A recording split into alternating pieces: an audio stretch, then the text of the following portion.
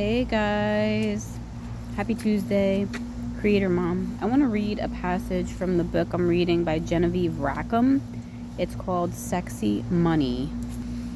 And she really hits the bottom line in her book, which I really love.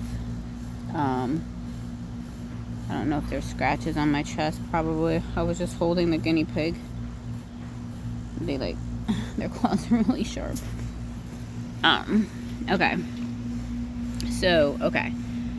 Alright, so this can be applied to money or basically anything, okay?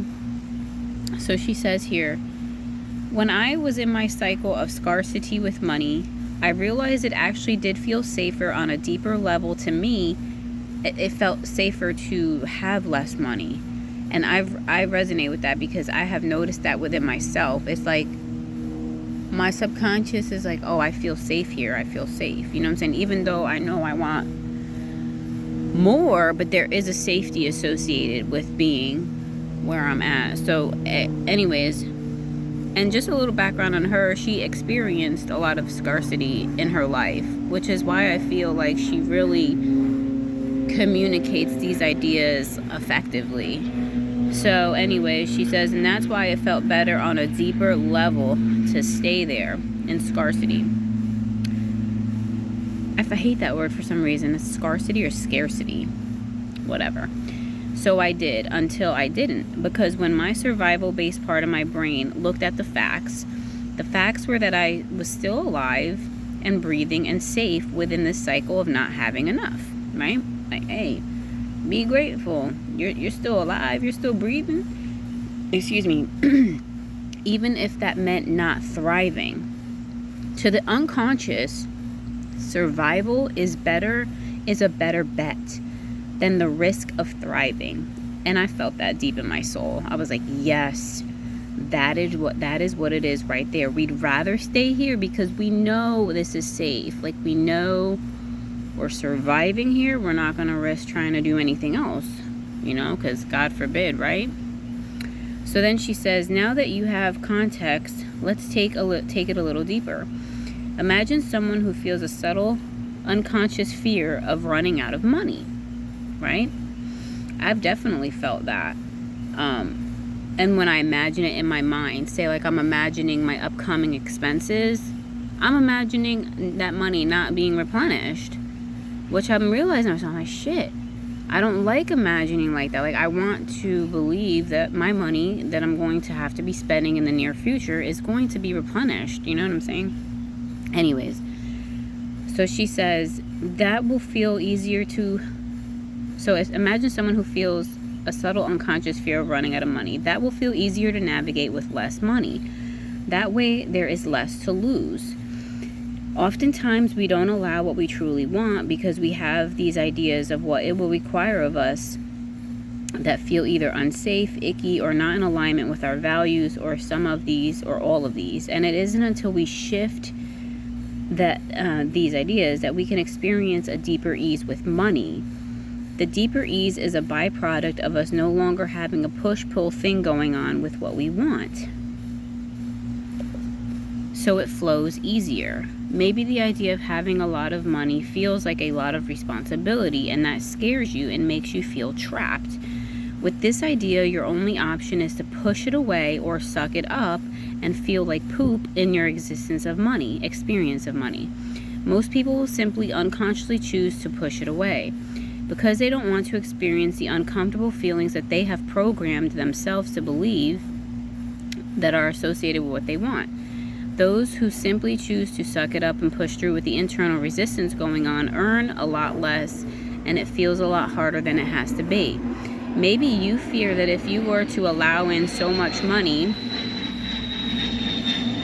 the jet's going over, you wouldn't be able to sustain it, and maybe even you would lose it all because that experience of money isn't for you.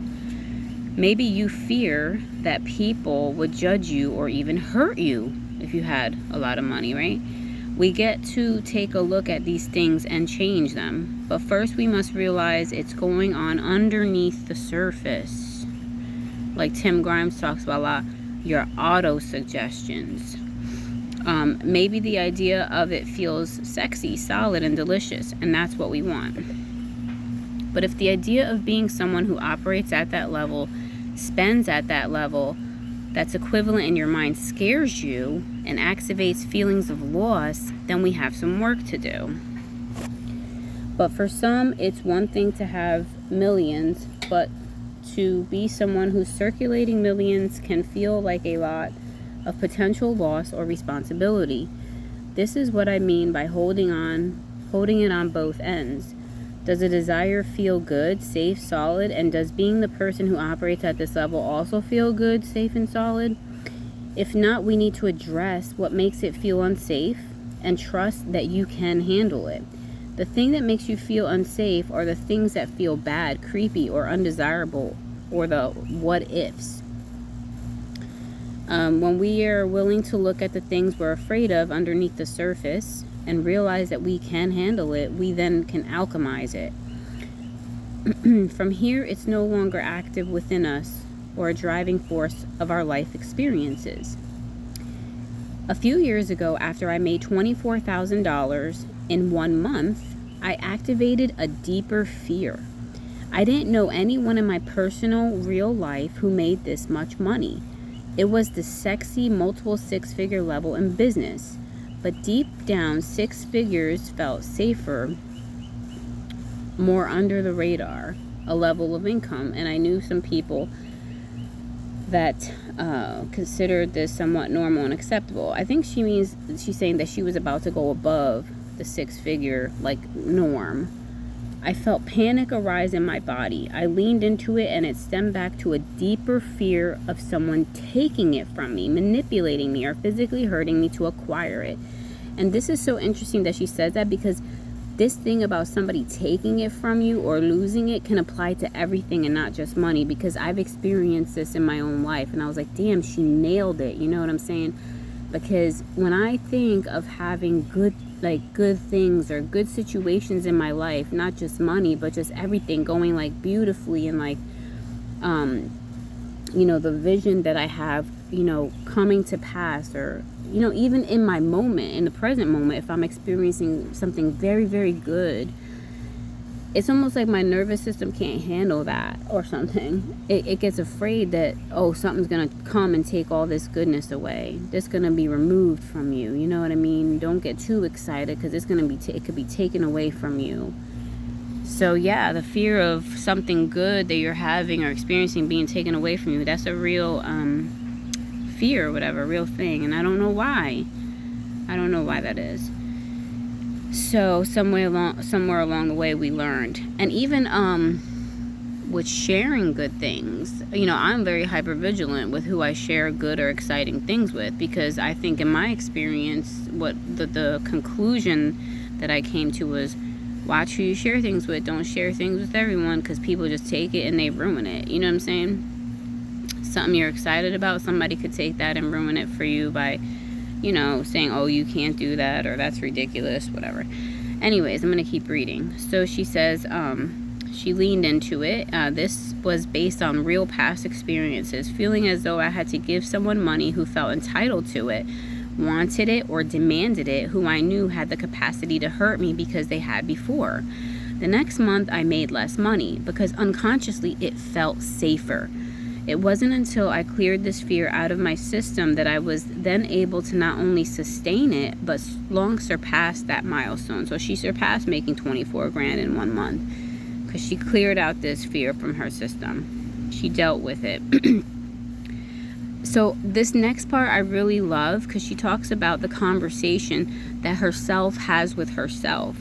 So her brain is having with her God self, her inner self, her spirit, right? I love this, because this is kind of like how the process of inquiry goes. She says, I asked myself, okay, brain, what are you afraid of? It said, someone is going to demand it from me, right? My inner power said, we can say no now, right? Because yay, healthy boundaries.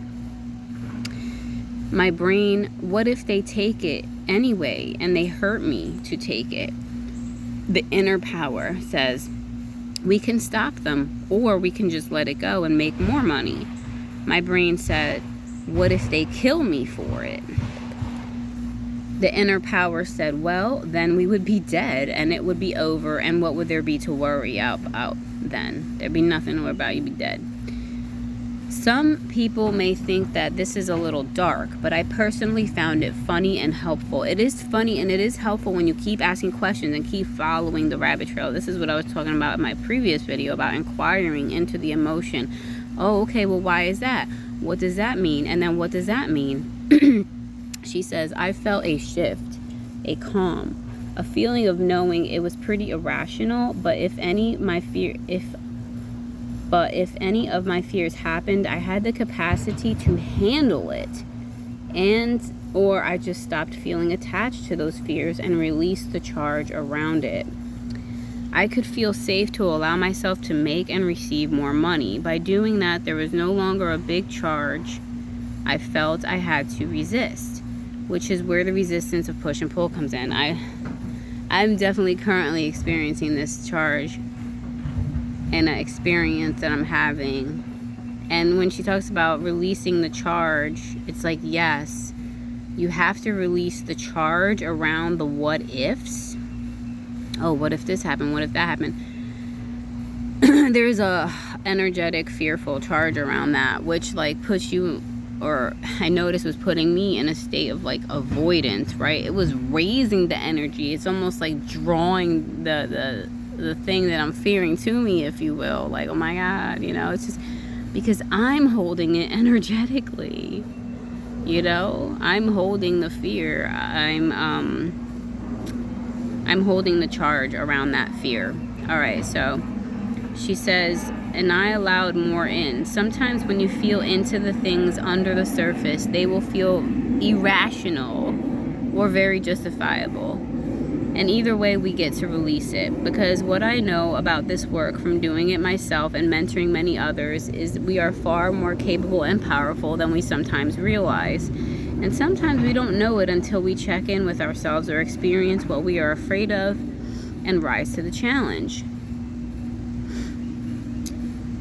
And then she talks about being not afraid of the flip side, meaning she says, I'm not afraid of someone purposely or accidentally crossing my boundaries because I know I could handle it and clean it up easily, which addresses another topic of which I realized with myself, of being afraid and hypervigilant with people. Well, why was I so afraid? Well, it's because I believed that I don't have strong boundaries. I didn't believe that I was capable to handle it if people cross my boundaries. So the way that my consciousness would protect me is to say, oh, be hypervigilant, be weary, and then stay away from those people, right? Watch out for those people.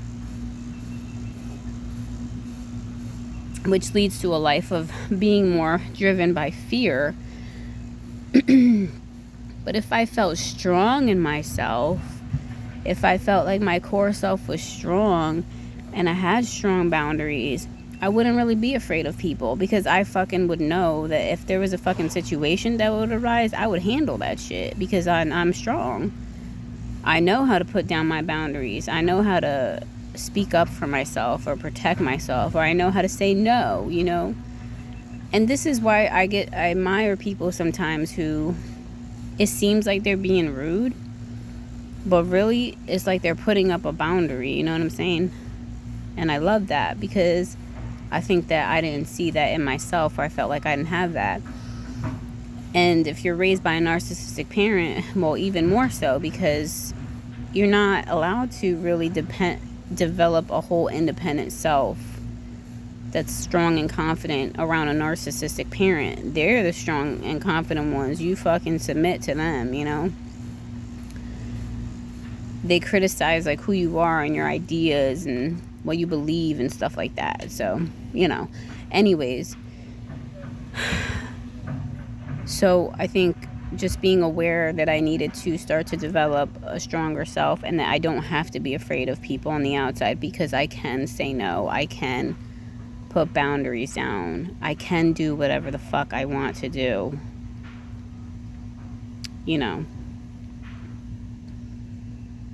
Like, for example, this is just a little random example, but I was at the pool, and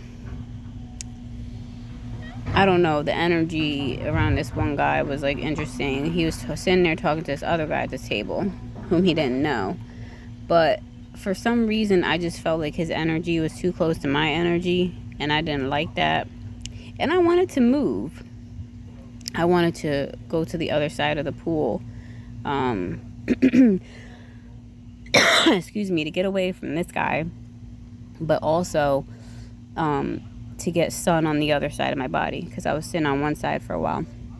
That was kind of like a secondary excuse that my mind kind of came up with so that it could excuse me from moving, because my mind was like, oh, well, if you move, he's going to think you're moving because of him. He's going to know you're trying to run away from him or get away from him. So I was being aware of this story happening internally. And hey, maybe that's the case and maybe it's not the case. Whatever, I don't know. It's an assumption. So I said to myself, right, that was my brain, if you move, he's going to know. So I said to myself, well, yeah, but you know what? Oh, yeah, that's right. I can do whatever the fuck I want. Oh, yeah. I forgot I can do whatever the fuck I want.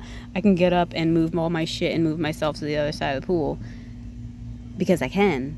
And nobody has to, ask me any questions about that, because that's ridiculous. You know what I'm saying? Because I can do whatever I want. I am free to move freely about. So I did just that. And I noticed that the two guys were also smoking. So then a territory example or reason was, oh, okay, they're probably going to think that you moved because they're smoking, and they probably think that the smoke was bothering you. I don't know why the mind does this shit, but it's just like, I think it's trying to keep me from feeling anxious or like something like that. And I felt like they did look over at me, but who cares? Like, who cares? It's none of my business. It's none of their business. And that's what I have to like tell my own brain, because the mind really likes to take what if stories and run with it. And I think this is and then your emotions get into the story, and that's what creates that what if charge, that emotional charge. And I'm trying to like get rid of that emotional charge.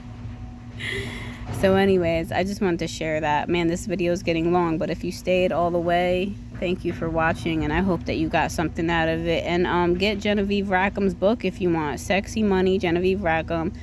Freaking 99 cents on Amazon if you download it on the Kindle.